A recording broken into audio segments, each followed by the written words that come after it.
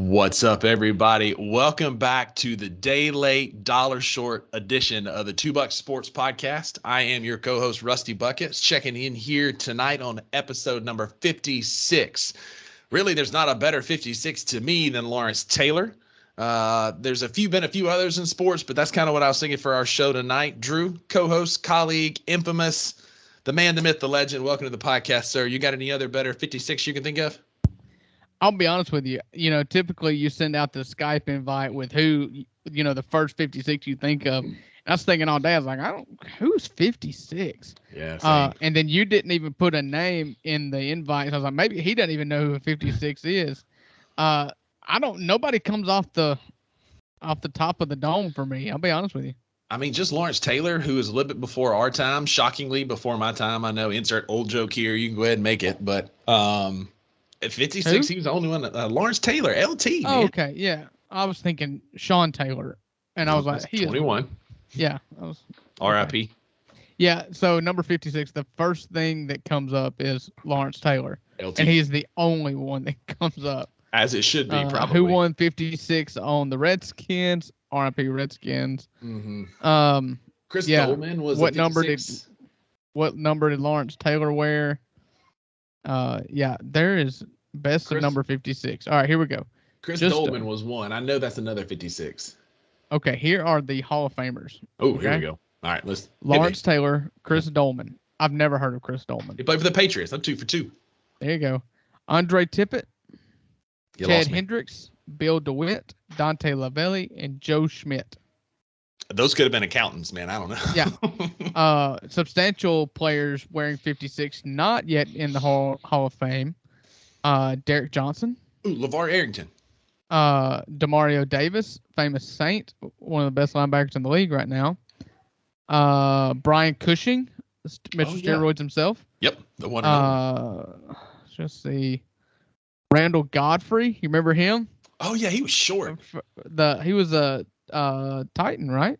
He was a Titan. That's right. Yeah. Yeah, LeVar Arrington. Quentin Nelson, current offensive lineman for the Colts, product of Notre Dame. He's the most polite offensive lineman. They always show these videos of him like pancaking people, and he's like, "You good, sir?" And it's like, bro. It's because you can do that if you're the most dominant person in the world. Yeah. It's the opposite of little man syndrome. Like me, I'm short, and so I feel like I've got to really yell and scream to feel like I'm being heard. Yeah. That's what little man syndrome is. You're the exact opposite if you're just as big as a truck and amazing at everything you do. There is no point in being mean to anybody. You just say, "You're good?" And they have to say, "Yes, sir," or you'll do it again. You'll do it to them again. And you'll still probably do it again. But so guys and gals, if you're tuning in this early, we appreciate you being here. Just know between work, between Drew's family stuff, I've had stuff going on. It has been a week. We obviously are recording a day late. We didn't record last night because we opted for some reason to watch Grizz opening night, which we'll get into that here in just a little bit. But we don't even have a show doc for tonight. That's how prepared we are. So this is off the cuff. Buckle up. We might be here a while. I'm going to let everybody right now. We don't know how long this is going to go. You guys that are listening know how long this podcast is. I'm going to tell you right up front from the standpoint that me and Rusty have. When you don't have a show doc, it can go one of two ways. This episode will be 45 minutes, or this episode will be 3.5 hours. And knowing Drew and myself, y'all might as well buckle in. We're supposed to go full like Lonesome Dove on y'all. Be here for 6 hours. Anybody watch Bridge Over River Kwai in a while? This might be Rusty, entertaining. It's been a rough week. Like you said, rough has been, pretty busy for both of us. We've both dealt with some illnesses. We're going to start this podcast off with the best thing that's happened this week. So you may have to think hard, but we are going to make you tell everybody what the best thing that happened this week was. Best thing that happened this week. We have a first in the history of the $2 Sports Podcast. A winning quarterback at Alcorn Central? No, they lost. But hey, shout out Ty, man. Yeah. Real quick, so I got two best. It was going to be my best part B.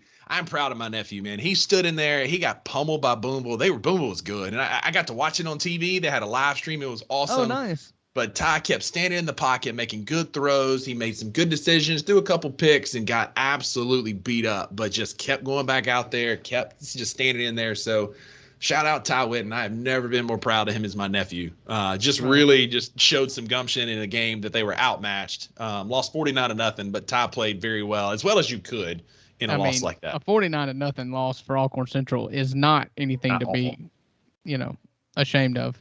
In Mississippi high school football, they start a running clock once you're down 35-0. They had a running clock in the second quarter. God. Yeah. So, but that's the second part. The best thing that happened is a first in the history of the Two Buck Sports podcast.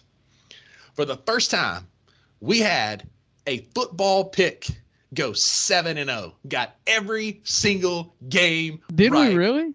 Buckets is back. I did. It wasn't you. Did you Buckets really? is back. I got Ohio State, Alabama, Missouri, Utah, Florida State, Ole Miss, Mississippi State. We betting, boys. Yeah. Let's go. 7-0. Puts me at 20-21 for the year. Don't call it a comeback. I'd have been here the whole time. Let's go. Wow, what a miracle week. I mean, my goodness. You haven't picked 7 games right if you added them all together in the 55 previous episodes. And you went 7-0 this week. That's incredible. Baby. Let's go. I would say congratulations, but we both know it was just dumb luck. Well, you went 5-2, so you didn't do awful either. So it puts us. That means I'm 3 games over 500, baby. You're 22-19, and I am 20-21. I am in this thing. Let's go. It's a competition now. That's it, man. I just needed 1 week, baby. That's all I needed was 1 week. So that's my best. Shout out Ty, and shout out me for going 7-0. Yeah, there you go. There you go. How about you, man? What's your best? Oh, well, me and my wife today, I did take off work a couple hours early today because we had our first appointment to see our baby boy with the full ultrasound anatomy scan. I can confirm to everybody that our boy Banks has got 2 arms and 2 legs. He's got 10 toes and 10 fingers, I think. I couldn't get a good count on all of the fingers and toes, but I know at least on one hand he's got 5 fingers. So he will be able to grip a baseball with one hand. I know that. So make sure it's his left hand. Yeah, well, we all know that, it's not a total prerequisite to have 2 hands to play baseball if you're going to pitch. You can do that with one hand. So, yes, you can. We're still, thoughts and prayers are appreciated. We still hope he has all 10 fingers, but we do know he at least has the future in baseball is still, right in front of us, right for the taking. Quite intact. That's awesome, man. And so we got to see our boy Banks, and he'll be here in March. I talked to our doctor, asked if, our daughter was born on 2/2/22, and so I was really kind of hoping this baby boy would be born on 4/4/24. And so I asked, what's the harm in her staying pregnant for 44 weeks? And he quickly told me that was not an option. Banks gonna come out talking. Yeah. That's what I told my wife. I looked at her and said, yeah, they can't really do that. At 44 weeks, they probably have teeth, and they'll just chew their way on out. It's like a dog locked in a laundry room. You just come back and dryer sheets and everything just torn to shreds. So, yeah. So maybe we can go 3/3 is an option. Yeah. So I'll have 2/2, and then have 2 kids born on 3/3 because that's Braxton's birthday. Oh, that's right. Yeah. So I could go 2/2 and 2 of them on 3/3, or the due date is 3/6 and be a 3/6 Mafia baby. His nickname has to be DJ Paul, Juicy J, something. We call him Juicy, whatever. So during the anatomy scans, what in particular the most important thing they're looking for is for sure. For most reveals, a lot of times, before the blood reveal, you're always looking male or female, and the woman looked, and we knew it was a boy. They had the blood test, but for the longest, I was like, hurry up and just see it, okay? Because I need to see it. And she said, and there's the turtle head, and I was like, ma'am, you don't realize it, but you just gave my son a nickname that he'll keep forever. Like, that's a little turtle right there. Jenny came out long and skinny, so I've called her Noodle all the time. So I've got Noodle and Turtle. Like, I thought you just gave that baby a nickname. If that doesn't scream Tippah County, I don't know what does. What's your kid's names? We got Noodle and Turtle. You ever seen that Wes Blankenship? He does that on that little mock high school football PA announcer. Yes. It's hilarious when he's like, "Oh, where's old Turtle Gann taking the kickoff for Ripley High School?" And there's his big sister, homecoming queen and senior. senior maid, Noodle Gan, escorted by her little brother Turtle. And there's her 2 older sisters come back from college. That's Coco and BB. Just know that if he is born on 3/6, that I will be there with a framed 3/6 album cover. That's the only thing you can get somebody born on 3/6. Because I can tell you right now, he won't be hearing it in my house, and it's not all my fault. When he hangs out with Uncle Buckets, we'll bump some 3/6 and I'll teach him what's up. Yeah, there you go. Well, all right, man. So we talked about our best part of the week. We got that out of the way, make ourselves feel better. What's your beef for the week? Oh, man, let me tell you what. My beef is easy. So Sunday night, my wife gets a little sick. I think, it's a more severe baby, the process of making babies, or having babies. You get sick. Smells trip you off or whatnot. And kind of chalked it up to that. Tuesday night, I started feeling a little knot in my stomach. And about 9 o'clock, me and Chloe, my oldest, almost simultaneously roll over and run to the toilet. I mean, and it ensued like 12 hours of pure anarchy inside my stomach. And I'm not going to give any details, but I just want you to know at one time I looked at my wife and I said, "Am I going to die?" And she said, "No, I don't think so." But I was like, I don't know. At this point, I'll take either.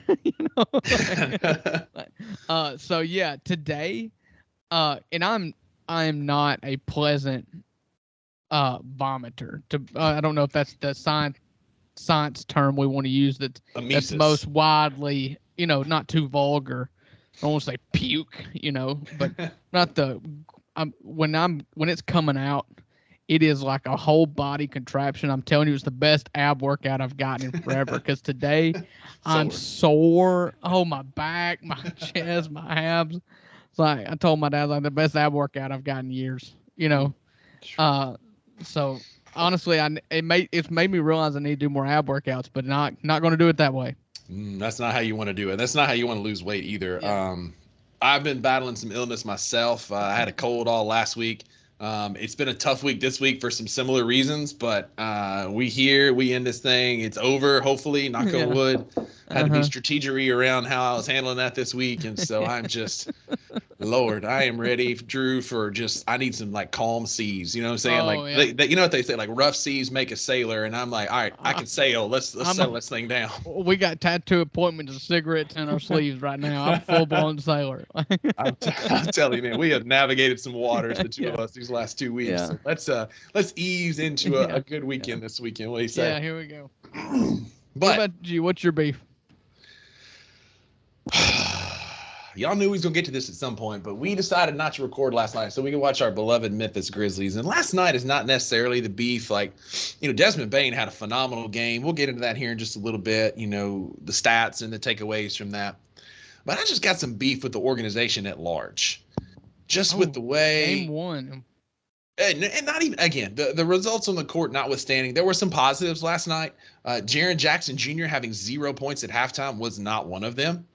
But this whole Steven Adams thing has gotten in my craw, and it's just really bugging me. Well, tell the people what you're talking about. So Steven Adams, the beloved Big Kiwi, a.k.a. Aquaman, a.k.a., again, Steven Adams, our rebounding. Tell you what he means to this team. Last year, he led the NBA in offensive rebounds when he got hurt in December, and he led the NBA until April. And he did not play a game in 2023, and he still led the NBA in offensive rebounds. That's what he means to our beloved Grizzlies. Yep, that's true. And so in December last year, he tore his posterior cruciate ligament, your PCL. And it's something I don't see often in the clinic because really you only tear it when you fall on it or a car wreck or whatever. But it's typically a surgical case. You can manage it conservatively, and there's ways around that, strengthening the hip, hamstring, and quad. I'll spare you all the nerdy details of that I do want to nerd out about. But they decided to manage it conservatively. And I don't know if it was Steve-O's camp, if it was the Grizz, if it was Campbell Clinic, because, the Grizz made a swap this summer from Campbell Clinic to Ortho South. Could that have been what happened? Regardless, you think it was a tank job by Campbell Clinic since they were going out the door? No, I think Campbell Clinic dropped the ball and they sent him out the door is one possibility. Who knows? There's a million conspiracy theories out there. I think the contract ran out and they decided to go Ortho South. Shout out to Owen Tabor and that group. Bunch of good guys, good docs. Sponsor the podcast if y'all are listening. Hire my buddy Bucket so I can get season tickets. There we go. Hey, listen, I will work for season tickets. How about that? Yes.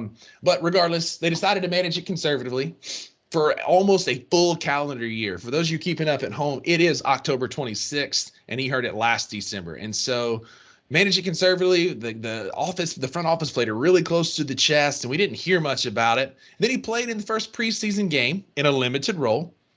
And then all of a sudden, the week before the season starts, we get an announcement on a beautiful Sunday. I had some good plans, a gorgeous day, and I get a text from my best friend, my colleague, my co-host, I guess co-worker on this podcast where we make so much money, that just ruined my Sunday.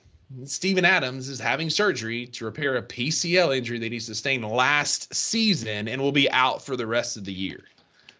Yeah, so I have a couple of thoughts on it. One is I'm not going to put on a tinfoil hat. I'm just going to stop right there. I know that the front office is very vague with injuries, with updates. I get it. I don't really know what's going on. It's obvious that they were going to try their hardest to get him ready because this team is not at their full potential ever without Steven Adams. And so it puts, now that he's out for the year, it does put the onus on them to make a move to where we can reach the same ceiling that we could have had with Steven Adams playing. But Taylor Jenkins did come out and say that even if he would have had this surgery in the spring, is the timeline he did, that he still would miss the 23-24 season. I got issues with that. As a physical therapist, I got issues with that. If he'd have had that surgery in the spring, he could have played probably January, February. Well, I'm just going to take a coach at his face value because I can tell you right now that Taylor Jenkins would not have jeopardized the 23-24 season by waiting on a surgery that he could have had in February or March. And again, I'm not delving into some COVID isn't real. It was a pandemic kind of conspiracy theory. What I'm saying, it was just mishandled. Like this thing has been mishandled by somebody. I think they were way too optimistic about it. Why did we figure? We should have figured this out in May or June. Like he tore it in December. You give this thing 3 or 4 months. You let him rehab. You go to Germany. You get stem cell. You do all the things that you try. But at some point, somebody in that Grizzlies organization has to say, Steven, you are our asset. This knee is not getting better. Let's get it repaired. Well, I don't really get it because it's obvious that they thought he was healthy enough. Now, I don't know. They thought he was good. Now, maybe the lack of follow-up through the summer may be a problem. Maybe there was a lot of Steven Adams telling him, like, yeah, I'm ready to play. I'm ready to play, mate. You know, they're all going to want to play. They're all going to feel like they're ready to play. Steven Adams was ready to play the end of last year, but there was always something nagging the support staff, the medical team, to keep him from playing. I don't know who was making that call or not, but there was always something there that they didn't feel right about, and they hoped that it would happen over the summer, and probably all the reports they got from Steven Adams was, yeah, I can play, and then something either swelled up after the 2 preseason games he played. Something happened that they weren't expecting. Because this front office has a track record of being extremely cautious with injuries. They wouldn't have even put him out in the first 2 preseason games if they thought there was any concern of re-injuring that knee. Something got it. Now maybe you can cry negligence, and maybe that's fair. But I feel like this was something that was not on the table, or they would have had this surgery in March or April or February. You know, I think all I'm saying is somebody mishandled it. I'm not blaming the Grizz. I'm not blaming Steven Adams. Maybe I'm blaming Campbell Clinic because they're halfway out. I don't know. I'm not blaming anybody. All I'm saying is somewhere along the line, this ball got dropped. To think that he was healthy enough to go, to think that he was good enough to play an 82-game season with a torn PCL, like, you had to have known, because remember, we didn't know it was a torn PCL until Sunday. They didn't really divulge that information for the better part of a year. Yeah. But it was just knee soreness. It was a knee injury. They never really said what it was. And then all of a sudden now we have this torn PCL. I'm not asking them to come out in December and say, oh, he tore his PCL, we're considering options. But like somewhere along the way, this was very mishandled by somebody that led to us now having it because we hamstrung ourselves. Now we're not going to make a trade for a Robert Williams. Well, and that's we're not going to. That's why I'm not going to put on this tinfoil hat and say that they were just rolling the dice. By rolling the dice like they did, if that's exactly what they were doing, you did. You put yourself behind the 8 ball because in the off you missed free agency, you missed the draft window where lots of trades happen. You missed everything. I mean, Robert Williams was dealt in a package deal for Drew Holiday. I mean, moves were made. Yep. That we could have made with protected picks, and we could have moved BC or Jitty or some of these guys. This front office has been way too good for way too long for me to say that this was a total bungling of it. And I know they're always extremely cautious, but I can promise you, I would almost guarantee that surgery was not something that they thought was needed until it was absolutely necessary, until it was absolutely apparent. And again, I don't know if that's on Steven Adams' camp or if that's on who that's on, but somebody messed this up because, again, with a PCL injury, we could have had this surgery back in the spring, and he absolutely could have played into the season playoffs if we'd have made it. But after anyway. So we spent 10 minutes or so talking about this. So let me just dive one step deeper. So I know that the ACL and MCL are the exterior ligaments, right? And the PCL is interior. Is that right? So the ACL and the PCL sit crisscross. Like if you took your middle finger and you crossed it over your index finger, your middle finger in the front is your ACL, the back finger in the back is your PCL. So that's why they say you rarely ever damage your PCL without damaging your ACL. Exactly, because typically the mechanism of injury, and I'll get in the weeds for a second with our followers, is if you fall onto your knee, or the most common is if you hit the dashboard with your knee in a car wreck, because it takes your tibia, your shin bone backwards, rupturing the PCL. Okay. And he injured it diving onto the floor, jamming his knee into the floor, pushing that shin bone backwards. But the ACL is you feel that stability. You lack stability if you tear your ACL. So if you've still got your ACL and your PCL is torn, do you still have that same need for stability? Are you less stable? What's the deal? But the point I'm trying to make is Steven Adams is not a leaper. He's not a jumper. In my mind, I think that they probably, considering stability was not, if it was anything other than pain management that he could play, then he could have played with a torn PCL because his 2 feet are on the ground 95% of the time. Where it comes in, like running up and down the court, is where it would be more problematic because that tibia is going to be translating too far. So it's going to put more pressure on the ACL, leading to an ACL tear, patellofemoral compression. So there's a lot of things that could happen with that. B, yes, it will not be as unstable as an ACL tear, but there will be some instability with jumping for sure. Is it more likely to tear your ACL if your PCL is gone? Yeah, because your ACL it's a little bit smaller than, it's more like your pinky finger here. And again, yes, exactly. Okay. Well, then I'm sure all that came into play. I'm sure they were trying to, if they did know that surgery was the only way they could fix it, and they realized that in April and he was going to miss the season one way or the other, then I'm all for strengthening the muscles around it and trying to play through it. And maybe he just couldn't. Anyways, we're all speculating. Yeah. We don't know. Again, long and short of it, best wishes to Steven Adams. Hope you get better. Come back next year, big fella. We certainly need you. It's going to be a long first half of the season until John Morant comes back. If Steven Adams plays another game as a Grizzly.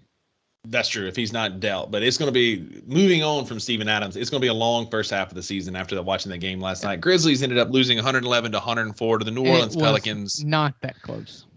It got close late because they were kicking our butt for 3.7 points. Yeah. Let's briefly talk about the Grizz. They, like Rusty said, they lost by 7 points last night in their home opener, the NBA season opener to the New Orleans Pelicans. It could not have been a worse matchup for the Grizzlies considering they're losing. They're down Steven Adams. They're down Santi Aldama, which he's not a big, but he is tall. He is somebody that plays in the post. He went down with a sprained ankle the day before the game in practice, and he is going to be out again tomorrow night. And I don't know about you. I watched that game, and nothing was falling, but every single shot was open. I'm not upset about last night's game. maybe I'm concerned because, guys like Luke Kennard are not hitting any open threes. Yes, Jaren It's Jackson one Jr., game. they've got to get Jaren Jackson Jr. the ball in scoring position more often than what they did. He did not seem to be a game plan, and when he's not featured early, he tends to take the rest of the game off on the offensive end. Defensively, he was absolutely incredible. Had When he 5 met Zion blocks. at the rim, Yeah, he stuffed Zion at the rim in a play that 2 years ago Jaren was not big enough. He'd have been in the third row, but and he's he gotten bigger absolutely and bodied stronger, Zion. and he bodied Zion, and he was great. The shots were open all night. This is what you're going to see from the Grizzlies when you don't have Steven Adams. They got so many extra possessions in the last 2 years because of Steven Adams getting offensive rebounds. And before that, Jonas Valanciunas getting offensive rebounds. Yeah. This year, you're not going to get it. You're going to be seeing a lot of threes, and if they're making a lot of them, they're going to win a lot of games. If they're not making any of them, that's what you're going to see. The Grizzlies shot 27% last night. If they shoot 34%, they win that game last night. Yeah, I mean, we took 43 threes. You're absolutely right. We took 43 threes. We had 37 rebounds. They had 52 rebounds. That's where we got cooked last night. It's because we missed everything. It's because we couldn't hit. Yeah. The one thing that bothered me about our offense, though, and where we really missed Ja last night, and B, I know we're probably going to get to this here in a minute, is CJ McCollum is just a Grizz killer. I'm tired of watching him cook us in Portland. Now he's cooking us in New Orleans. But where we missed Ja last night is we had exactly one transition basket last night. Right. We did not flip the floor, not one time after a turnover, a rebound, or anything. And that's where Ja makes us better. As good as Dez is, because Dez can get downhill, and he did a few times. But Ja is one of the best in the NBA at taking a steal, getting down the court, and throwing down a transition dunk layup or a shot. And we just didn't have that last night. Yeah, and what you've got to remember, too, about transition is transition comes off of turnovers and off missed baskets. And we were taking the ball out of the net, it seemed like, every possession because CJ McCollum wouldn't miss again. And Brandon Ingram had a big game. And we were just taking the ball out of the net. We were playing a lot of half-court offense, and the Grizzlies are never designed to play half-court offense. However, the offense worked. There were open shots all night long. They just didn't make them. And that's, just didn't make them. And I'll tell you one more thing. This is what you were talking about. One place you missed Ja. This is the last thing I'll say. When I really missed Ja last night was when they would get on runs. And Ja is that guy. He's a run stopper. He's the guy that even in the half court can get to the basket, ISO, and stop a run. Just say, get out of the way.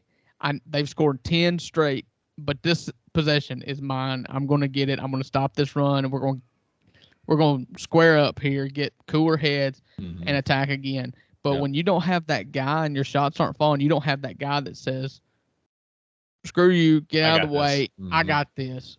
That's where we really miss it. Now, Dez is going to get that. Yeah. Dez blew me away last night. I said in last week's podcast he was going to be an all-star. I'll take it a step further. I think he's going to be like 50, 40, 90 this year. I think he is absolutely incredible. He is an alpha now. He's turned into a leader of this team. He is going to blossom when John's out. And he's not going to. His stats are not going to take a back seat when Ja's back because his game translates so well to being number 2 as well. And so as long as health remains, 50, 40, 90. I mean, he shot 88% from free throw line last year. He shot over 40% every year he's been there. And so now he's attacking and he's getting a lot of layups, attacking the basket really well. There's no reason to think he can't shoot 50% from the field. Well, he was 50% from the field and the 3 last night. 80 and let's see free throws here, but he had a great game last night. 31 points on 22 shots. He played really well. I was thinking 50, 40, 90 all day. I wish I'd have said it last week. I was thinking about it even going into the game. And the first free throw he shot, he missed it on that defensive 3 seconds. That's right. He had that technical free throw and he front-ended, and I was like, well, all right, we're starting from 0, I guess. So, yes, you took one of my points away. It's a solid point. Like, we missed our true alpha last night. Des stepped up in that role, and I think he'll kind of blossom into that. But John is still our alpha dog. You know, when you need that guy that can take a game and slow it down, take the pace back from the other team, it's Ja Morant. It's 12. You call 12. That's what you do. And you can't have guys like Xavier Tillman, Marcus Smart, and Derrick Rose shooting more shots than Jaren Jackson Jr. That's a game plan thing. You got to get him involved. Awful. You got to get him early. Again, my biggest beef was that Jaren had 0 points at halftime, and he really hadn't taken but maybe 4 or 5 shots. He was 0 for 5 from 3 last night. He wasn't super aggressive, and they didn't game plan for him. Like, he's one of those though. Like, Tripp has the potential, I'll say it, to be one of the best players in the NBA. Absolutely. His size and mobility on offense and defense, it's there. Like, I'm not a smart man, Drew. I'm well documented on this podcast for not being that bright. Absolutely agree. Everyone knows that. But if I was coaching the Grizzlies, 9 out of every, at least maybe 7 out of every 10 plays would go through Jaren Jackson, and the other ones would go through Dez last night. Like, you give Tripp shots and give him the opportunity to get in a rhythm. But I will say, as bad as it looked, I mean, the Pelicans shot 47%, 43% from 3. They played a good game. That team, if they're going to shoot 43% from 3, they're going to win. They're going to win most games. I wasn't upset at the defensive effort. Like you said, Tripp had 5 blocks last night. He met Zion at the rim twice. He got dunked on 3 times. He got dunked on once, blocked him twice. I was impressed with Marcus Smart. It didn't show up in the stat sheet a lot, but there were so many times where a pass would come through and he just throw a hand out and deflect it to somebody else, or slow it down, or knock it out of bounds. He's a pest. He's a pest. Offensively, he was a mess last night. A mess. Yeah, he was way too amped up. Derrick Rose was, and Derrick Rose even said in the post game that we got ahead of ourselves. We got excited. We got emotional. But this is still one game of 82, and we got to do better. And Derrick Rose had his homecoming. He said he got a little over his skis a little bit. Mm-hmm. Xavier Tillman, I still love you. Oh my goodness, I love you. But don't take 16 shots. No, I mean, listen, you do whatever you want. I love you. He was probably our best player, not named Desmond Bane last night. He was so good. He was just in the way, and Marcus Smart was the same way. I was impressed with how Marcus got in the way. Again, like you said, it's game 1. We got overjuiced, came out, and we just got beat. It doesn't get any easier Friday night. We'll kind of wrap it up with that. We played the Nuggets at home, who absolutely worked the Lakers.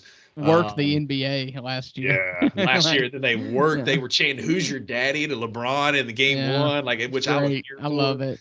One other NBA note: if Kristaps Porzingis can stay healthy and play like he did in game 1, the Celtics are going to go 82-0. My God, yeah, they were in a dogfight with the Knicks last night, but man, they were good. I mean, you get 30 from Brown and Porzingis. Like, you're going to win most games. Like, Porzingis just looked good last night. I watched a little bit of the Wemby game last night. The Spurs and the Mavs. Man. I'm not convinced he's not an alien. Yeah. Somebody tweeted a picture of him. He was in his league fits. They now photograph all the players that are walking into the locker room and show their outfits or whatever. And it had Wemby, and he was wearing all black. And somebody just said, what would Wemby be doing what would you think Wemby did for a living if he wasn't a basketball player? And somebody said, standing outside a car lot waving. But he has a little bit of that Jaren in him. I mean, early on, he's just not big enough. He had 5 fouls in like 16 minutes. Like, they're going to just eat him alive on fouls if he can't. His eyes never got smaller than the basketball. He just looked like a deer in the headlights last night. I mean, he had glimpses. I mean, my goodness, he's great. I mean, it's there. It's certainly there, but the season. He doesn't look clumsy at all. Mm-hmm. Talking about that Nuggets game, the Grizzlies are down one more player. I don't know if you saw that or not. Our injury report would be a mean starting 5. Yeah, Luke Kennard will not play tomorrow night with a concussion. He got hit, elbowed in the face, and didn't get the call, which led to a Marcus Smart technical last night. And he didn't come back. And then he airballed a 3, and then it was like, okay, he's got a concussion. Yeah. Speaking of technicals, I don't know if you saw this, but they called, this year we were getting technicals for flops, and they called 2 in that. Did they? I was wondering. The Celtics and the Knicks game. Oh, okay. They called one on Jalen Brunson. He took a 3 and barely got bumped, and he went flying back. Legs. Yeah. And so they got to the other end of the court and they called it. And then Porzingis's was worse. Porzingis came into the lane, and I forget who it was from the Knicks, kind of put his elbow. You know how you do, just receive the player. Randle. Yeah. It wasn't. It was one of their subs. He puts his arm up, and Porzingis runs it. He's just receiving the player is all it is. And when he runs into it, Porzingis flops, and they instantly teed him up. And I'm like, let's go. Wow. Yeah. Instantly teed him up. So I'm here for it. I love these new rules, man. Get rid of that flopping mess, man. Let's play basketball. Did you see the last NBA thing we'll talk about tonight? Because I was so curious on how it was going to turn out. Did you See the Dylan Brooks line in his first game for Houston. Oh no, I forgot to look. I'm gonna tell you, if he does this all year, I'm gonna wish he was a Grizzly. Oh no. 5 for 7 from the field, 4 of 6 from 3, 14 points in 26 minutes. That's efficient. Yeah. He was a It won't minus last. 15, but they got beat by 20. So, It but won't yeah, only 5 attempts. My goodness. I mean, 7 attempts, and you It made won't 5 last. of them. Yeah, Oh, yeah. that won't last. So, anyways, that's all Right. of our Grizzlies. I wish we weren't on a soapbox after one game, but I here know. we are. But here we are, life of a Grizzlies fan. I'm still rocking the Memphis shirt. We're still all in, grind on. I tell you, the real last thing. Tony friggin' Allen is back. He did Tony the hype Allen video. and Zebo doing the intro, the player intros was. Oh my gosh! I was unwell. I was sitting in this recliner right here last night. My whole family was around, and they started doing lineups. And that's not anything that's ever even on TV. No. And I saw Tony Allen with a microphone, and I was like, "Oh my God!" I turned it up. I told everybody to be quiet, and I turned it up, and all I hear is from Michigan State. And it's like he's doing the lineups, and then. I'm still seated at this time. And then they flash over Zach Randolph. And he is like, who was next? Oh, he said 6'8" from Stanford. I'm like, they're both doing the lineups. I was out of my chair. And I was like, same. Yeah. I'm sitting on my couch. I'm watching it. If you're watching on YouTube, you saw I just paused and muted to cough. And I'm just kind of recovering on my couch. And all of a sudden there's TA. And I text you. And I'm like, TA on the mic. And then Zebo pops up. And I just stood up. I just put my phone down. And I'm just like, all is right in the world, baby. First team all defense is back. Macbo is back. Oh my gosh. And the last player introduced, TA grabs the microphone and he says, 6'11", Michigan State, your defensive player of the year. And I'm like, TA introducing the new DPOI for the Grizzlies. I mean, I was just waiting on that first team all defense, baby. Oh, it's so good. And he was in the hype video. He was on the Chris Vernon show. He got in some trouble, but they have good to have him back. It is so nice because he got in some trouble involving the league, which makes it even more kind of weird how the league will, if the league will allow him to be back, considering he was in a lawsuit for defrauding the league's health care, and so for him to like get cleared and immediately the Grizzlies are purposefully rolling him out in whatever they can involve him in. They had him in the hype video. They brought him back to Chris Vernon show. They've had him out in events. Like anything that they can put Tony Allen in, they are purposefully putting him out there and making him feel as loved as possible. Because I know that these last 2 or 3 years has been really hard on him not being able to be involved with the Grizzlies, a team and an organization that he loves so dearly, in a city that he loves so dearly. And that loves him so dearly, in spite of some of his flaws and mistakes that he has made over the last couple of years. It's just so good. Tony, if you're listening, man, welcome back. We'd love to have you on the show. Man. It's just like, it just did my heart so good to wake up yesterday morning, and the first thing I see on Instagram while I'm looking at Instagram is pooping. I'll say it. Tony Allen popping up on the Grizz Instagram. I'm like, let's go. He's like, welcome back, baby. Where you grinding from today? And I'm like, man, I can do no wrong today. Man. I can do no wrong. Oh my gosh, it was so good to see that. TA's with us. Who could be against us? That's the old nursery rhyme growing up, wasn't it? That's it, 100%. But it's so good to have Grizzly basketball, meaningful basketball back. It's going to be a rough start to the season, so tighten your chin straps, tighten your shoes, but we're going to be just fine. We get 12 back at Christmas break, and he is going to be on fire, ready to go. There is a countdown on Twitter. If you're not paying attention, we are now officially down to 24 games without John Morant, and so keeping up with that, we'll update y'all on that week to week. 50. Oh, it's going to feel like 50. I know, but I'm optimistic that we'll still be in a place that will be competitive at Christmas when Ja comes back with our best basketball ahead of us. But it was a good college football weekend, man. There were some good games. I watched some of the Alabama-Tennessee game. I watched a little bit of Ohio State.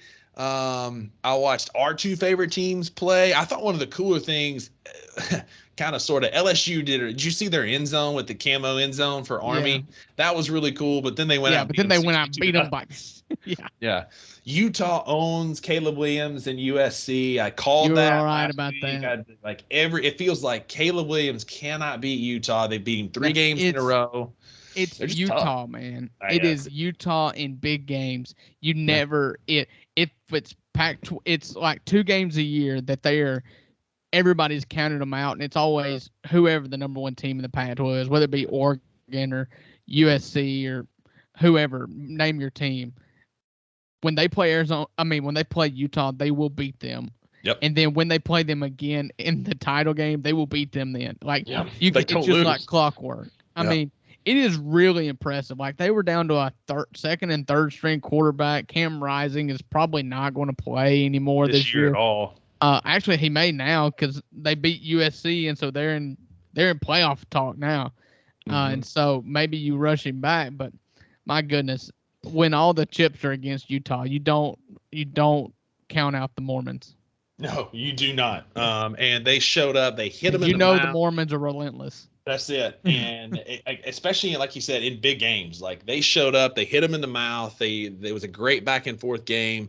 And there was a lot of good games this weekend. One of them, both of our teams won. So, Drew, tell me a little bit about we're not going to dwell on last week because I know it's Thursday night. We got a big weekend coming up. You're going to be listening to it on Friday. Yeah. You're going to be listening on Friday. Give us a brief synopsis of your Rebs before we get ready for this weekend. Yeah, so the Rebs won another ugly game.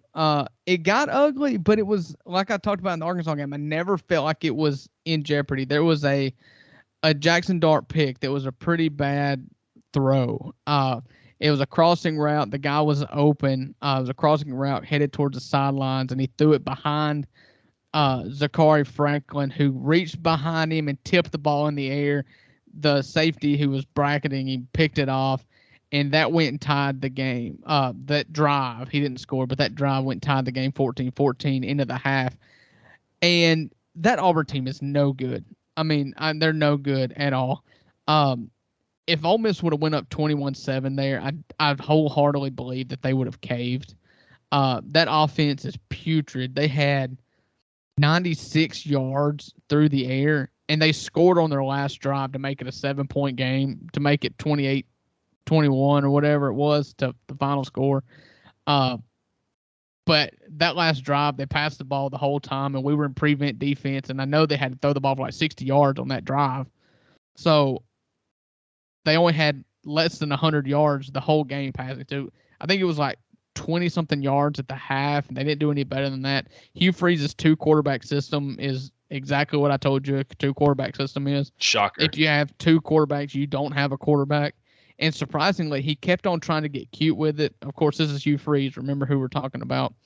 But he's got a running quarterback and a throwing quarterback. But to try to be cute and keep you off guard, he would put in the throwing quarterback to hand off the ball like it was going to catch us off guard. Like Ole Miss is scared of Auburn throwing the ball by any quarterback at this point. It was just really bad. The defense was good enough. I mean, they've got lots of athletes there. They can hold their own in defense, but that offense is awful. Mississippi State is looking right down the barrel at another 2-3 game this weekend against Auburn. That defense is awful. Ole Miss won another game that got in the mud a little bit. Not as hairy as the Auburn game. I mean, as the Arkansas game. But it was not as comfortable of a win as I thought, especially how I felt about Auburn after the game, which I think Auburn is trash.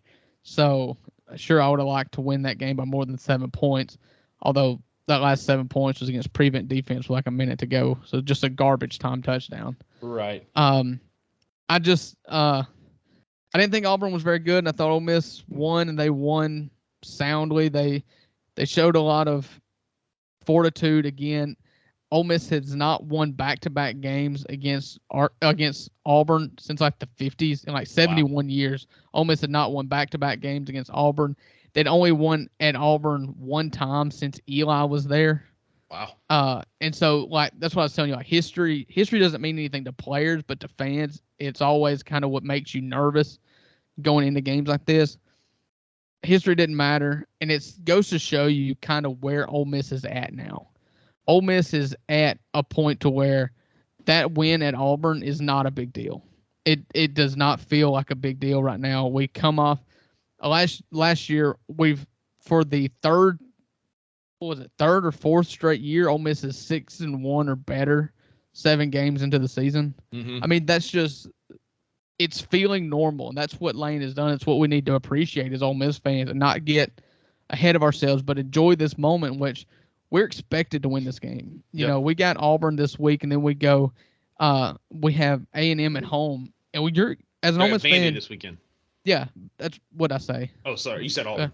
Yeah, we've got Vandy this weekend, and then you've got A&M at home. So you got back-to-back home games, and that A&M game you expect to win. Yeah. Nobody in the country still expects Ole Miss to really compete against a brand.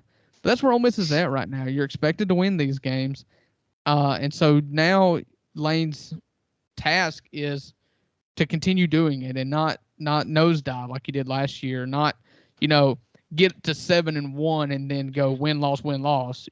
Really finish the drive here. Really punch it in at the end of this season and see what kind of magic you can happen, because the West may not be wide open anymore. It's not. Alabama won again against Tennessee.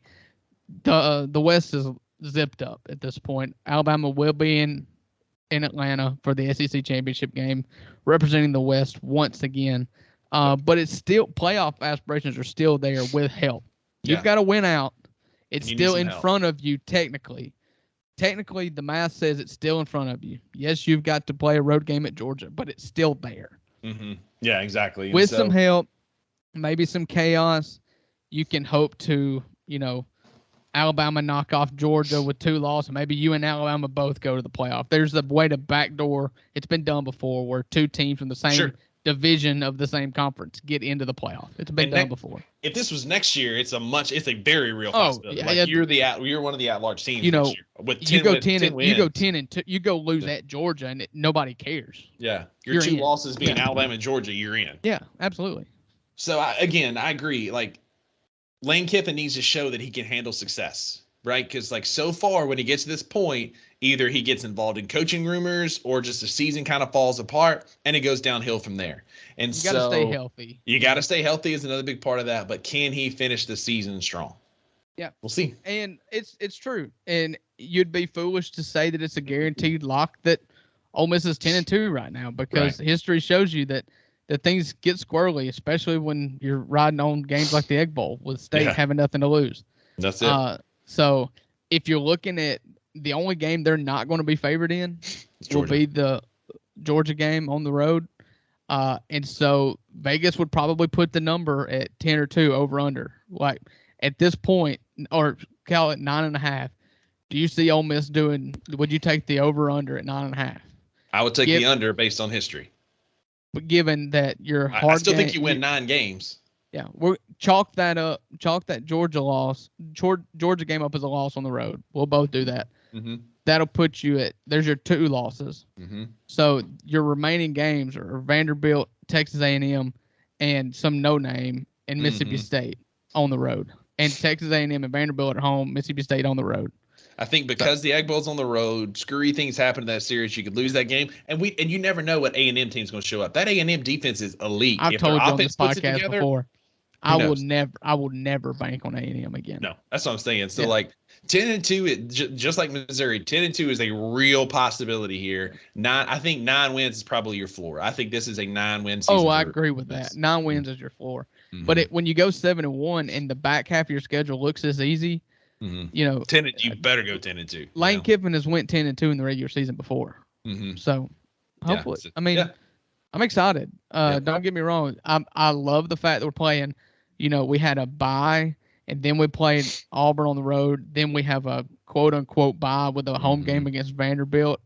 I'm trying to take my kids to that game. Nice. It'll be fun. It's a night game, and tickets are pretty cheap because they're playing Vanderbilt, but you still get the same, light show experience, night game experience, and they haven't been to one yet. So looking at taking the oldest 2 to do a game this Saturday. That's cool. Yeah, that'll be fun. So, any other thoughts? I mean, y'all going to be they're not even one of our picks this week. Y'all going to be Vandy by 7 touchdowns. I think it was like a 21, 24 point line. Not even one of the picks this week. Yeah. We'll both pick Ole Miss. So yeah, it wouldn't surprise me if Vandy covers. Ole Miss is not a team that's beaten the spread hardly at all this year, outside of the first 3 games maybe. Trying to see what the current line. The current line is 24.5. 24.5. They could beat them 55-7, but it also could be 35-14 or 35-10. 35-10 barely covers by a half a point. Yeah. So I can see that as well. Yeah. So. Yeah. What about Mississippi State played in an absolute rock fight, a pebble fight against Arkansas? Sure. You go ahead. I told you what I thought about this game. Yep. Yeah. Back. No, I'm just kidding. Yeah. Mississippi State did win a baseball game. We decided to, if you'd have told me that State beat Arkansas 7-3, I'm like, dude, we scored 7 runs. Let's go. That's great. Arkansas's always got a good guy that pitches on Saturdays. But it was football, right? Yeah. Everybody's akin, this is akin to 3-2. I can confirm. I was at 3-2. That was way worse. Like we lost to Auburn 3-2, and that was the most obnoxious night of my life. I wasted 3 hours. That game was awful. But I'll say this: it wasn't pretty. But Mississippi State's defense, for as much crap as I've given them all year, they played really well. So listen to this: Arkansas has scored 56, 28, 31, 31, 22, 20, 21 this year. They're not a good football team, but we held them to 3 points. Right. We held them to. Anytime you hold a SEC team to 3 points at their own place, it's impressive. That's a win. We held them to exactly 200 yards of offense, gave up 97 yards passing and 103 yards rushing. Yeah. That I don't care what Zach Arnett says. He gave us all the coach speak on Saturday and Sunday. He took that defense over. That was a Zach Arnett defense because we ran that zero blitz that he ran last year right down their throat. Like Matt Brock has not had the gumption. And it's easy to run that against KJ Jefferson too. It serves two purposes. KJ Jefferson is really good with a deep ball, but he's not good on intermediate stuff. And the zero blitz also helps you contain his running ability. Matt Brock does not have the stones to run a zero blitz against the SEC team. He hasn't done it all year. That was a Zach Arnett defense. Give Matt Brock credit if you want, Coach Arnett, but we see you. That was your defense. Thank you for taking it back over. The academic weapon, Mike Wright, was not great. Second play of the game, first pass, throws a pick, but then the defense bows up and holds them to their only points of the game, 3-0. Justin Robinson is mossing people every week, had a great catch. I'll tell you this, man. If Woody Marks plays against South Carolina, this is a whole different conversation. We're sitting at 5-2. Like, Woody Marks is the MVP of this team this year. He has stepped up. He had a bum ankle coming into the game, hurt the other ankle, and then had a little bit of a hamstring strain going late. Like, for whatever reason, we just cannot keep him healthy. Woody Marks is your 2023 MVP and just it's kind of the same reason why Arkansas being down Rocket Sanders makes them a totally different team. 100%. Yeah. Again, if Woody Marks plays that entire game, I don't want to take away your only SEC win away from you.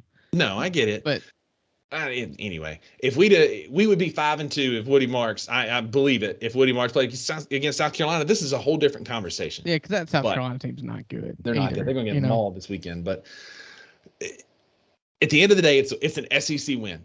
And it serves two purposes. It's an SEC win. We'll always root for Laundry. I never will root for us to lose to get a coach fired.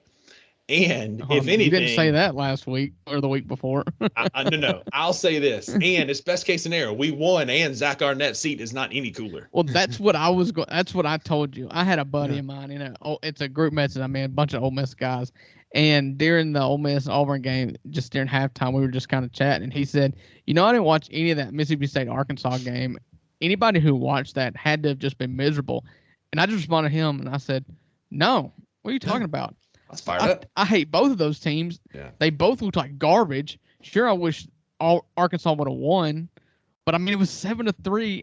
Both teams look terrible, and I think both teams are worse now that I've watched them play each other. That offense was bad. Our defense worst thing played that could really have happened is like State win 35-7, and it's like, wow, Arkansas is that bad, huh? Yeah. But by us winning to 7-3, we get an SEC win. Zach Arnett's seat is not any cooler. Yeah, that is true. You kind of threaded that needle, Yeah. And so Bookie Watson had 13 tackles, phenomenal really game. Good. Sean Preston Jr. is very underappreciated. Our secondary had that big pick late, just made plays all day. It felt like every time we needed a big stop, 7 would pop up out of the crowd with 14, and just an all-around stellar effort by our defense. And I have been incredibly harsh on our defense in this podcast. For a good reason. Exactly. So shout out, credit where credit's due. If it was Matt Brock, awesome. I feel like it was Zach Arnett. May have just been the dudes deciding, hey, we're going to go play ball. Now we have to carry that momentum over into this weekend because you're going to have to figure out what you're doing at quarterback because it's Will not. Rogers is not going to play. He's done. I can tell you he's not done. going to play. I can tell you I have sources. I can tell you that he's not going to play. He's done. So the academic weapon, Mike Wright, is going to be our quarterback going forward. Can you imagine rooting for a team whose quarterback's nickname is the academic weapon? Like, I couldn't care if Jackson Dart had a 0 GPA. If he had a 7 GPA, I still wouldn't care. Yeah. As long as he played good football. It's his nickname. The academic weapon is what he calls himself. So, like your mama setting you up with a girl, and she's like, well, is he, or you say, Mom, is she athletic? And your mom says, well, she's smart. Like I get, or like the Michael Scott episode or the Office episode where Michael Scott asks Phyllis, can she fit in a normal size rowboat? And she's like, no, she cannot fit in a rowboat. Yeah. Like, I don't understand what's so hard for you to understand. Would she fit in a normal size rowboat? Would she capsize a rowboat? It's a win. It's an SEC win. It was Mike Wright would capsize a rowboat. A win is a win in conference, baby. Let's go. State is now not this going. Arkansas team will go 8-0 in the SEC or 0-8 in the SEC. 100%. No doubt. They're done. They will. Especially, hold on, real quick. Sam Pittman's comments after the game, are a fireable offense. He basically just they took that delay of game, so they missed the opportunity for a field goal and had to punt. And his excuse was we just didn't know what was going on. We were just kind of lost in the moment and missed the opportunity to take a field goal. And before we knew it, the time was down, and we just had to punt. And it was like, bro, you are checked out. Yeah, that's a paraphrasing. Said a field goal doesn't do anything for us. There's a million things you could have said, but instead it was very nonchalant. I can make the argument okay, you're down by 4. Mississippi State has scored 7 points this game. It's not like their offense is doing anything. We're humming. We trust our defense to get a stop. We're pinning them back as far as we can with a punt. There's a million things on our defense. That is a perfectly reasonable explanation. But instead, you just can't say I wasn't paying attention. Basically, the gist of the message was I was not paying attention, and how he has not been fired already is beyond me. But it's coming. They play at Florida. They'll probably lose that game because Florida plays at home. They will lose that game. They play Auburn at home. They might win that one. The bottom of the West is really bad. They play FIU at home. They'll win that game. And then they finish the season going to get drubbed by Missouri. I'll give you $100 if you can tell me who the head coach at FIU is. Money Tom safe. Herman. Oh, that's right. I forgot he went there. Yeah. So Arkansas is bad. That Mississippi State Auburn game is going to be a lot like that Spider-Man meme where they both can't complete a forward pass. So here's the thing. Here's where I'm at. It's on the road. It's going to be tough. Hugh Freeze has this game circled. We are a 6.5 point road dog. ESPN gives us a 37% chance to win. If our defense, Auburn cannot move the football. If our defense plays even 80, 90% as good as we played against Arkansas. 3-2 game, baby. Arkansas or Auburn won't even cross the 50. Auburn's offense is anemic. You can put whatever quarterback in there that you want. Neither one of them is good. Now, their defense is good. Their defense is not awful. But they cannot move the football. I would put Myrtle Beach High School out there and guarantee they could get at least force a couple punts. I just don't trust Auburn's offense. They're bad, man. They don't run the football well. But conversely, the biggest problem with Auburn's offense is they invented the forward pass back in 1938 because Auburn's offense is awful. I mean, this is a little pot calling the kettle black, don't you think? So our offense had been good outside of 1 week. We had one bad last week. Most recent evidence. The most recent week. It was a road game at Fayetteville. And it was also the first game that you didn't have Will Rogers. Maybe Mike Wright has 2 weeks in the system. We come out this week a little more gimmicky, move the ball a little bit better. I feel more confident about this game than I did a week ago. I feel Auburn's better than Arkansas. Maybe defensively, but their offense is. But that's all that matters. Bad. That's all that matters. If our defense plays like it did, will hold you guys to negative points. I mean, if our defense plays like it did against Arkansas's defense is trash. Well, it's Mike Wright's first game. And Woody March was hurt. Mike Wright's first game. But it's not his first game as a starting quarterback in the SEC. I will do this podcast shirtless if we score less points against Auburn than we did against Arkansas. Okay, I mean that's 7. Okay, let's not get too risky here. I'm just telling you, man. Like, I feel better about this game. I feel like we figured some stuff out on defense. The offense was clicking. You get Mike Wright in there, give him another week at reps with the first team. I think we'll be better against Auburn. Mike Wright's biggest problem is that 70 years ago they invented a forward pass. You're saying the same thing about Auburn as well. He transferred from Vanderbilt. Okay, for a reason. I get it. He didn't go to Alabama. I mean, I get it. I just feel better. I felt like even late in the game, I felt like it was getting better. It wasn't good, but it was getting better. Maybe the jury's still out on Mike Wright. It is. But all I got to go is he ain't going to go out there and throw for 250 yards next week. If he goes and throws for 80 yards and gets a touchdown, and then he rushes for another 60 or 80, we win that game. Listen at the bar you just set. If he throws for 80 yards on the road, we're taking low-hanging fruit here, right? This is low-hanging fruit here, all right? Biggest thing is we need to get Woody Marks healthy. Woody Marks is healthy next week. We don't even care about Mike Wright. Just feed 7, and you score a touchdown. If the first team to either A, 250 yards of total offense, or B, 10 points, wins that game next weekend. I mean, maybe so. Yeah. But anyway, line on that? 6.5. Auburn 6.5. Hang on, let me see. I wonder what the over/under is. Let me pull up DraftKings real quick. Did you see that the lowest over/under in history was last week? Minnesota and Iowa. Yeah, and it went under. And it was under 31, and it went under. Iowa scored 10 points. He ain't keeping his job, man. He's supposed to average 35 points a game. They won again. They're going to be in the Big Ten title game, and he's going to and they're going to go. I saw, I forget what bowl it was. It was the Access Bowl. Oh. They had a bowl predictions. I'm getting to where I'm watching those now, and ESPN does. Well, they'll have 2 different guys pick the bowls, and they'll put them next to each other and why. And both panelists or columnists or whatever you want to call them had Ole Miss playing Iowa in like the Orange Bowl, the Cheez-It Orange Bowl, in like an Access Bowl, big New Year's 6 game. And it was Ole Miss and Iowa, and I'm like, that's a win. Yeah. But, my goodness. I'll tell you, I've been around Iowa fans, and we played them in, was it the Music City? Yeah, it was in Nashville. They're the most obnoxious people on this planet, man. They played Arkansas in the Liberty Bowl a couple years ago. Mm-hmm. I went and watched Iowa State playing the Liberty Bowl. They were good. Oh, that's what it was. It was Iowa State. Iowa's trash. Their fans are trash. But you talk about the over-under was what, 34? It was 31.5 in the Iowa game. You want to take a guess as to what the state? It's not the lowest one on this screen. The lowest one on the screen is Michigan State, Minnesota. But according to DraftKings, what is the line in the Auburn? What would you put it at? I'm no good with totals. 36.5.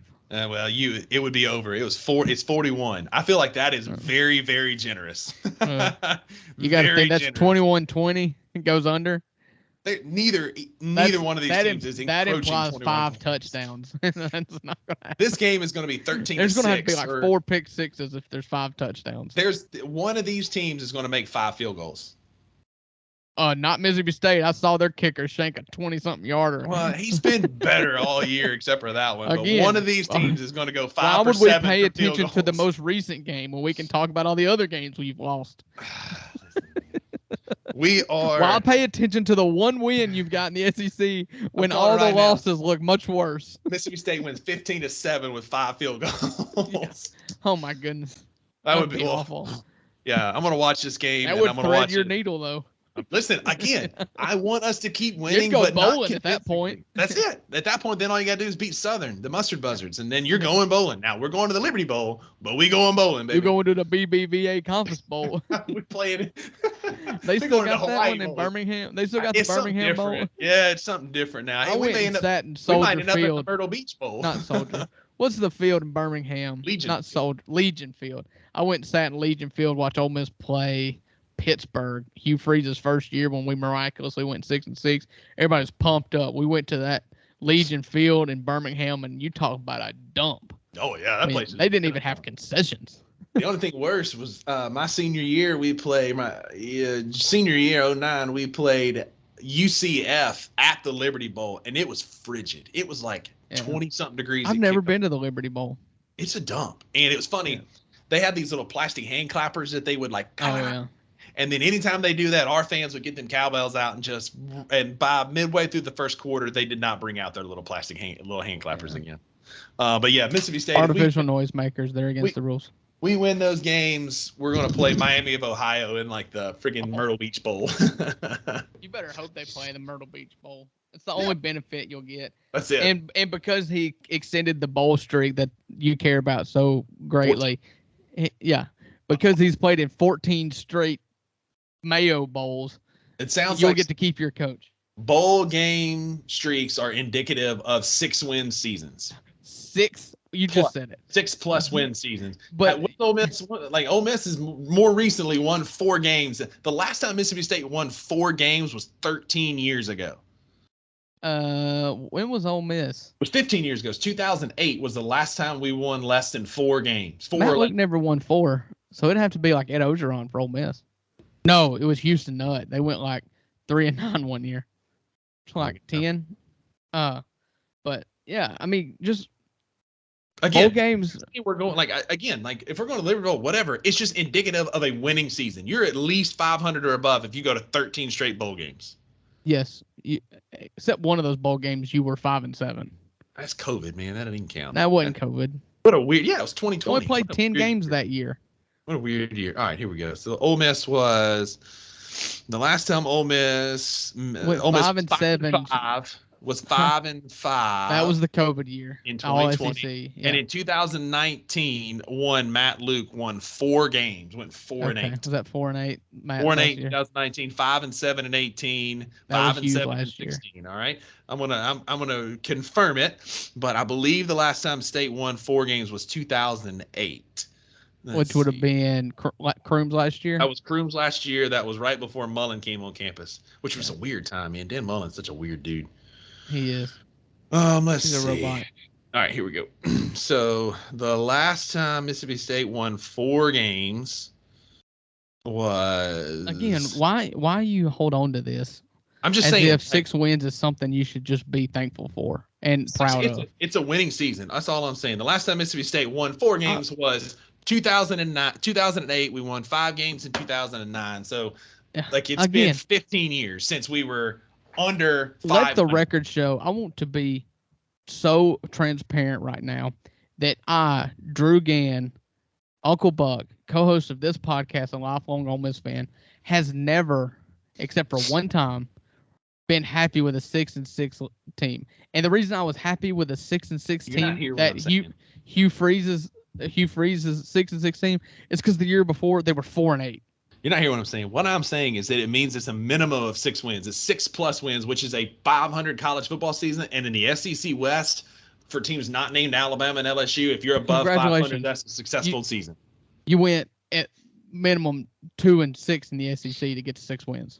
Listen, 13 straight years, fixing to be 14, because we're going to win this weekend. Speaking of winning this weekend, before we get there, Night BB, our college football playoff picks for the week. Our top 4, Drew. We had some turnover this weekend, some wild games this weekend. Do you have your top 4? Or do you want me to go first? You have yours written down? I do have mine written down. You go first then.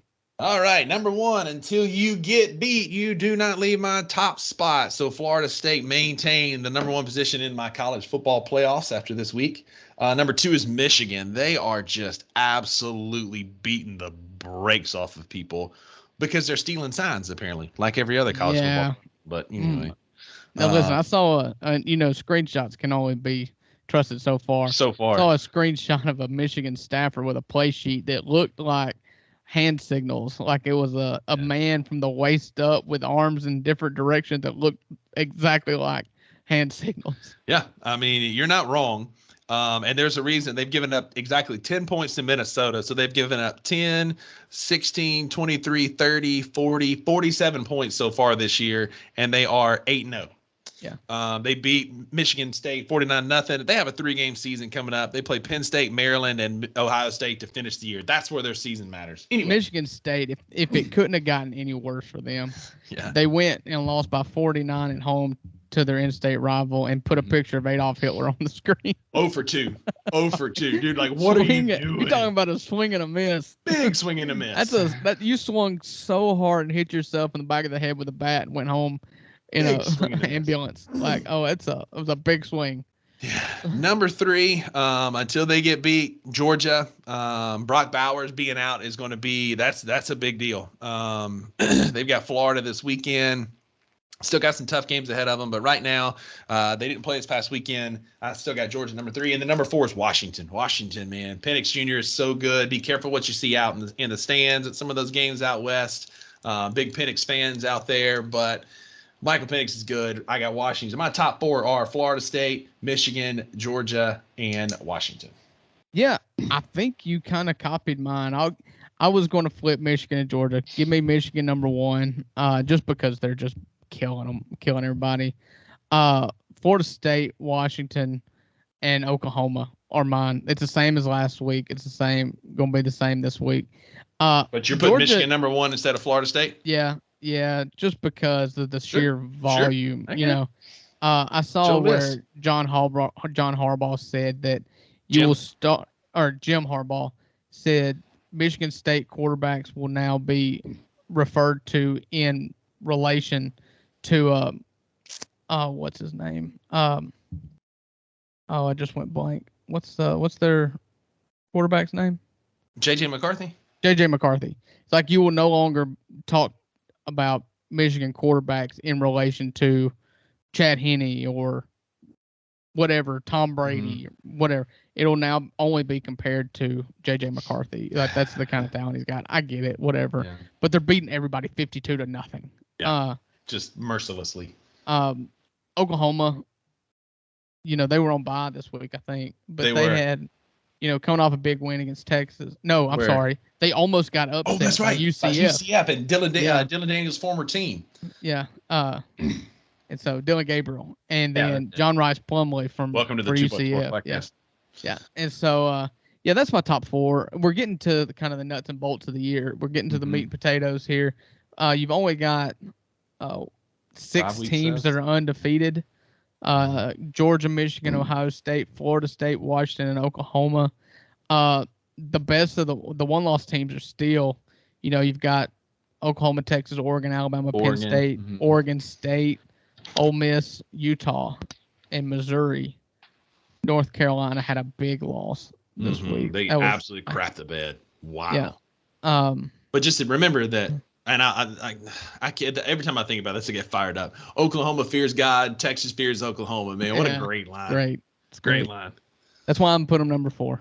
Yeah, there you go. All right, so that's our picks. We'll get those posted. We'll get our picks posted again to Instagram. But we got our picks for next week.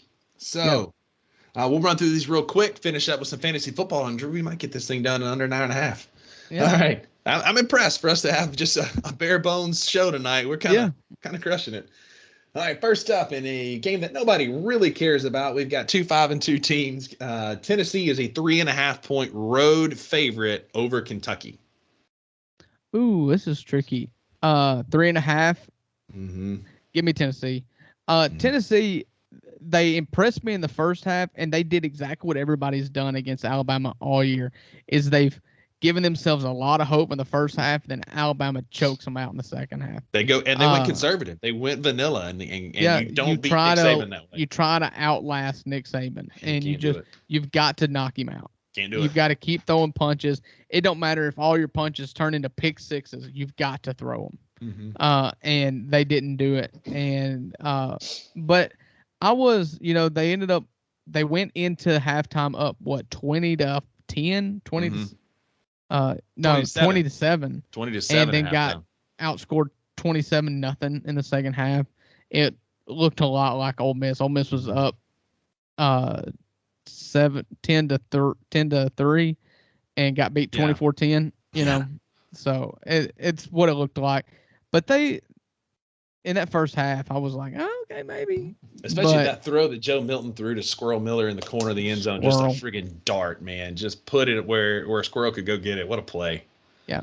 So give me Tennessee on the road. I'm not really impressed with Kentucky as much as I thought I would be so far this year. Same. I think Kentucky's going to finish with maybe like 7 wins. They're going to get rid of Mark Stoops. Well, Mark Stoops is going to get smart and go somewhere where they'll appreciate him. Because if you win 7-8 games at Kentucky every year, then like that's good. Yeah. Why would you leave that? Because they're wanting to run him out because he's only winning 7 or 8 games a year. I've been looking online. They're starting to get some heat. You just watch. Give me Tennessee on the road. I don't trust Kentucky. Georgia, after a bye week, plays at Florida, but it's in Jacksonville, the world's largest outdoor cocktail party. This is not Georgia, Florida of the early 2000s and late 90s. Florida, like Graham Mertz is actually turning into a decent quarterback statistics-wise. I don't trust him. Georgia is a 14.5-point road favorite at a neutral site. I'm taking the dogs. Give me Georgia. They'll cover. What is it? 14.5. You know, their score last game, they played Vanderbilt at Vanderbilt this past weekend, and it was 37-20. They've been notoriously playing with their food, with the exception of Kentucky this year. I think they flexed again this weekend on Florida. I think they want to. I think you're right. I think they'll do a full team celebration in the end zone again, too. Oh, man. Was this the game that the Florida player threw a shoe? That was LSU. That was LSU. This was a game. It was in Swamp Kings in 2007 when Georgia scored and the entire team went and got the celebration. Yeah. Give me Florida. Ooh. Yeah. All right. Georgia. Drew going with the underdogs there. No Brock Bowers. Yeah. No Brock Bowers. It's a big line. I know it's a neutral site, but it's not far from Gainesville. So. Yeah. Where's that game at? Tallahassee? Jacksonville. Jacksonville. It's at the Jag Stadium. All right, this next one, I think I'm going to watch this one. It's going to be a great football game. I'm excited about it. The Oregon Ducks are a 6.5-point road favorite at Provo. They play at Utah. Utah, the Giant Killers. It feels like every year Utah knocks off USC. They knock off Oregon. I don't know. They got the dogs to beat Oregon. Dan Lanny's got that team focused after they lost in a game to Washington. But I think it's 34-31, 35-34. I think Oregon might win, but I'm taking Utah to cover at home. Yeah, I'm going to make the same mistake twice. Give me Oregon. Oh, go with Oregon again. I think that Washington game, most people are looking at it as too much of a negative. I don't think so. Oregon, the same way that I watched Mississippi State and Arkansas and thought both teams are trash, the exact opposite is what I saw when Washington and Oregon played each other. And I thought both teams were great. Yeah. I think Bo Nix in his 9th year of eligibility here is really starting to figure out the quarterback position. Sure. His 56th college start. Yeah. I don't think he's great by any means, but he's really well at running that system. He's really good at running that system. Give me Oregon as a road dog, 6.5. No, yeah, road favorite, 6.5. A road favorite. I'm sorry. Next up, in a pillow fight at Kyle Field, South Carolina plays at A&M, where A&M is a 16-point home favorite. 16? That's a big line, man, for an offense that can't score. Well, let's just look here. Let's let the Two Buck Sports Podcast do a little bit of research here. On air. I think Jimbo Fisher is coaching for his life while you're looking that up. Coaching for his life. Shane Beamer, maybe not as much, but to a degree, because there was a lot of hype around that Gamecock football program coming into this year, and all they've done is consistently laid eggs outside of beating Mississippi State, which just pisses me off when I think about it. Well, what I was looking up is I wanted to see how many points South Carolina's put up this year, because I don't believe that A&M has an offense that can win by 16-plus points and also give up, say, 21. Now, they're not going to win 47-21 and push that line. So if I look back through here, week 1, they scored 17, then 47 against Furman, 14, 37 against State, 20 against Tennessee, 39 against Florida, and 12 last week against Missouri in just a bloodbath on the road. That didn't make me feel any better about it. I hate this line. I do. This is a hard one. What did you take? I'm taking South Carolina not to win, but I just don't think A&M is a 16-point favorite, a better team. They're just, Well then, give me A&M then. I'll just play against you and right. know that the betting odds, It's the just because you're Vegas fading me. gods are going to humble you back again this week. Yeah. And just know that you're fading Rusty, which is always the right move. Two more. Duke is a 4.5-point road dog against Louisville. Louisville being a 4.5-point home favorite over the Duke Blue Devils in a top 15 ACC matchup. And again, if you told me like a top 15 ACC matchup and told me to pick the two teams, Duke and Louisville would have been way down the list before I got to it. Yeah. So where's the standing on Riley Leonard? Do we know? I don't think he's supposed to play, from what I've heard. Yeah. Well, I mean, and Riley Leonard played a little bit against Florida State, but when he went out, it kind of got haywire. Mm-hmm. Yeah, he went 7 for 16, 69 yards on a pick. But they pulled him fairly early because he started favoring that leg again. Yeah. It's at Louisville. Give me the home favorites. I don't want to. I hope that. Unfortunately for Duke fans, I think Mike Elko is going to really try to capitalize on this successful season, and he can honestly say that, if I had Riley Leonard, I would be 7-0 or 6-1, instead of 5-2. But yeah, give me Louisville here. Yeah, I'm taking Duke. I just think they're a little bit better defensively. They play pretty good football. Just taking Duke. They screwed me earlier this year. Blue Devils is your chance to redeem yourself this weekend. And lastly, Mississippi State at Auburn. Auburn is a 6.5-point favorite. There's no way Auburn's a touchdown better team. Give me the dogs. I'm taking Mississippi State to get a win on the road, taking them outright. So does that mean if they cover and lose, you don't get credit? No, I will take all the credit and none of the blame. Okay, so you're just going to take the points here. No, I'm going all in. If they cover and lose, I don't win. But I'm going to put MSU. I got it squared. Line. I got it squared. That's my indication there. I took the money line. Shoot, you're right. I mean, like, I can't see either of these teams scoring 7 points. This one might be 5-2. Yeah. Oh boy, that would just be great. Again, as long as State wins, it's great because we're winning, but Arnett is not impressing Selman or the fans. Yeah, I think that Auburn. If I could take the Auburn money line, that would be a no-brainer. That's got to be like minus money, like minus a lot of money. I would think. Give me State and the points, just because I don't think either of these teams are going to score any points. Yeah, they're just bad football teams. So, all right. Well, I am 4 games up on you right now. 2 games up on me now after going 7-0. You're 22-19. I'm 20-21. I made a roaring comeback. So if let's see, if you go 6-0 this week, that includes a money line Mississippi State. Mm-hmm. Then you will be 1, 2, 3, 4. You'll be 2 games up on me. Mm-hmm. So don't call it a comeback. Happen. Don't call it a comeback. So, we gambling, boys. Let's go. Yeah. All right, Drew. Tell us about the League of Avengers. We wrap this thing up. Yeah, we had a better scoring week this week. Last week I didn't want to give any awards out because nobody deserved them. It was just a really bad week of fantasy football and scoring wise. And so we picked back up this week. We had our buddy Zach Jones put up 157. Aaron Ivey put up 161. Those are top 2 scoring leaders this week. And then Rusty pulled out a big win. You were casting some shade last week, and we found the Mad Titans found a way. You still don't. They still.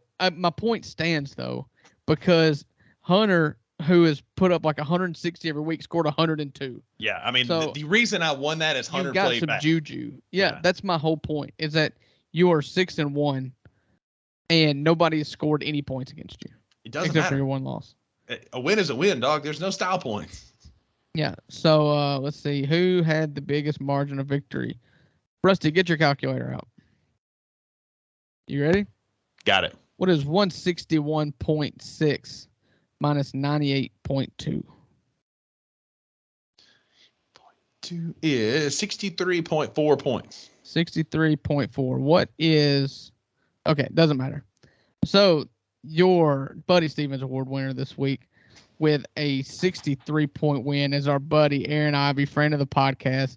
He's won 2 in a row to put him in the green here. He's 4-2 this year with a win over Dr. Patrick Jones.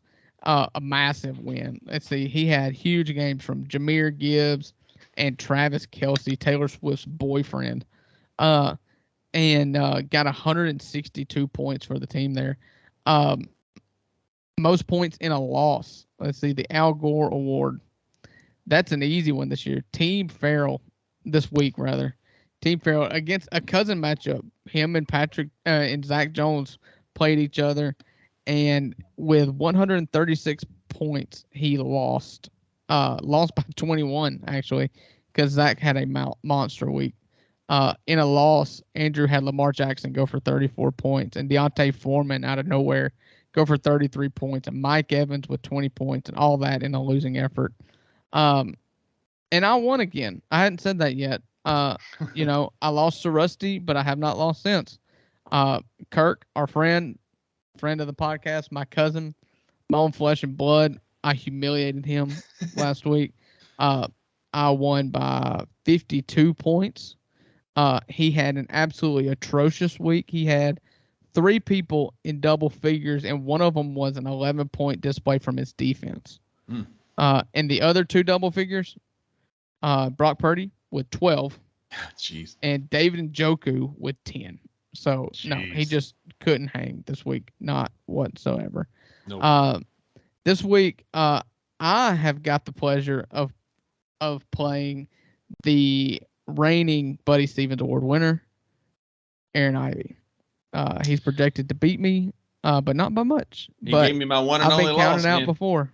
Yeah. He's giving me my one and only loss. I got friend of the podcast, Zach Jones. I'm projected to win right now, but stranger things have happened. So we'll kind of see as the week plays out. We got Thursday night football going on tonight. I don't have any players playing tonight, so I can enjoy comfortably. I do. I have. This weekend. James Cook has been anything but good so far for me. Yep. So, we'll see what happens. A lot of football left. So, guys, thanks for tuning in. That's all I got for this week. Drew, you got anything else? That's it. I've enjoyed this, Rusty. It has been a nice reset for the rest of the week. Hope you guys all enjoyed this on your Friday. Get ready for another Saturday full of college football and a Sunday full of the NFL. And if you don't watch the Grizzlies, tomorrow night's a nice early 6 p.m. tip against the defending champion Denver Nuggets. Watch the Grizzlies get right. That's right. Get right. Upset defending champs. Look us up on social media at the 2 Buck Sports Podcast. That's the number 2 Buck Sports Podcast on Twitter, Instagram, 2 Buck Sports Podcast on Facebook. You can find us anywhere you get your podcasts. If you want to see these ugly mugs for some reason, we're on YouTube. Just listen to us. It's probably the best course of action on Spotify, Apple, Google, and wherever you get your podcasts. As always, leave us a review, 5 stars. Again, if you give us a 5-star review and you leave us a comment, it will get read on air. And please tell your friends to sponsor this podcast. Appreciate you guys. Drew, enjoyed it, buddy. Enjoyed it, Rusty. We'll talk again next week. Bye.